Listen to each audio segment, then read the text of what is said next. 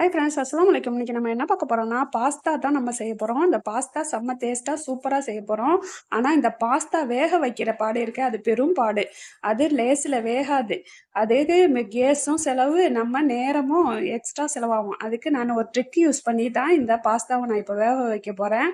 அடுப்புல தண்ணி வச்சு, தண்ணியில உப்பு போட்டு, தண்ணி கொதிச்ச உடனே நம்ம இப்போ பாஸ்தாவை கொட்டணும்.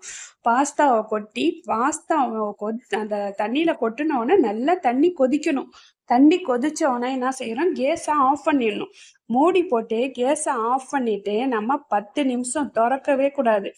அப்படியே 10 நிமிஷம் டைம் பார்த்துக்கோங்க. 10 நிமிஷம் திறக்காம அப்படியே நீங்க வச்சுட்டு மறுபடியும் வெங்காயம் தக்காளி ஏதாவது வெட்டுற வேலை இருந்தாக்கா அதை வெட்டிட்டு இப்போ நீங்க பாஸ்தாவை திறந்து பார்த்தீங்கன்னு வச்சுக்கோங்களேன், பாஸ்தா சூப்பரா வெந்துடும்.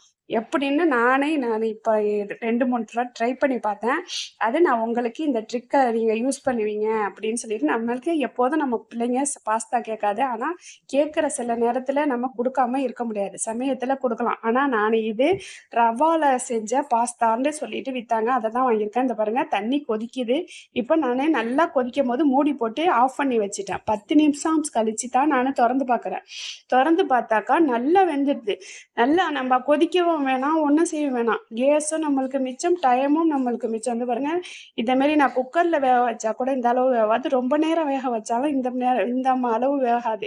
நல்லா மலர்ந்து சூப்பராக வெந்துருச்சு.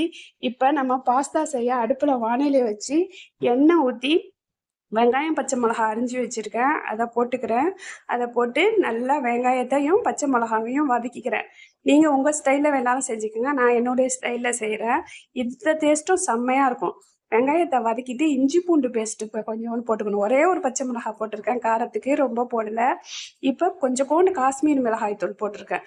இதையும் போட்டு நல்லா வதக்கிட்டு ஒரு தக்காளியை மிக்சியில் பேஸ்ட் மாதிரி அரைச்சி அதையும் போட்டு நல்லா எண்ணெயில் வதக்கிடணும். நல்லா வதக்கிட்டு இப்போ நம்ம என்ன செய்கிறோம், நம்ம கொஞ்சோண்டு சாஸ் ஊற்றுறோம். தக்காளி சாஸ் ஊற்றினா நல்லா கொஞ்சம் இனிச்சா மாதிரி டேஸ்ட்டாக இருக்கும். அதனால் கொஞ்சோண்டு தக்காளி சாஸ் ஊற்றி இதையும் நல்லா கொதிக்க வச்சு உப்பு சேர்த்துக்கிறோம். உப்பு சேர்த்து இப்போ நல்லா கொதிக்க வச்சு வேக வச்ச பாஸ்தாவை சேர்த்துக்கணும். இப்போ சேர்த்துக்கிட்டா ஓகே, ரெடி ஆகிடுச்சி.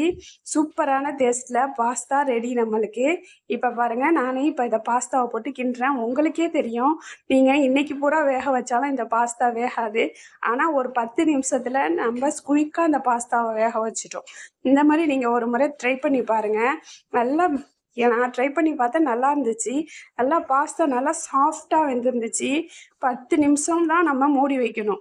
கேஸ் ஆஃப் பண்ணி இன்னும் கொதித்தோடனே வெந்துடுச்சு. இப்போ நான் கொஞ்சோண்டு மேகி மசாலா சேர்த்துக்கிறேன். இது கொஞ்சம் நல்லா அந்த ஸ்மெல்லு ரொம்ப டேஸ்ட்டாக இருக்குதுன்னு நான் கொஞ்சோண்டு மேகி மசாலா சேர்த்து நானே இப்போ மூடி வச்சிடுறேன். இப்போ நம்மளுக்கு பாஸ்தா ரெடி ஆகிடுச்சு. இப்போ கஸ்தூரி மேகி கொஞ்சோண்டு போட்டுக்கிறேன். நீங்கள் இருந்தால் போட்டுக்கலாம், இல்லைன்னா மல்லிக்கீரை போட்டுக்கலாம். மல்லிக்கீரை புதினா மல்லி வேண்டாலும் போட்டுக்கலாம். நான் சிம்பிளாக ஈஸியாக நானே இது ஒரு சின்னதாக ஒரு டிஃபனுக்கு செஞ்சு சாப்பிட்றதுக்கு தான் செஞ்சேன். இந்த மாதிரி நீங்கள் ஒரு முறை ட்ரை பண்ணி பாருங்கள். இது ரொம்ப டேஸ்ட்டாகவும் லேசான இனிப்பு சுவையும் புளிப்பு சுவையும் சேர்ந்து இருக்கும், நல்லாயிருக்கும். கொஞ்சம் நீங்கள் ட்ரை பண்ணி பாருங்கள். ஓகே பாய், அஸ்ஸலாமு அலைக்கும். இது ரவாவில் செஞ்ச பாஸ்தான்னு சொல்லிட்டு விற்றாங்க, நான் வாங்கினேன்.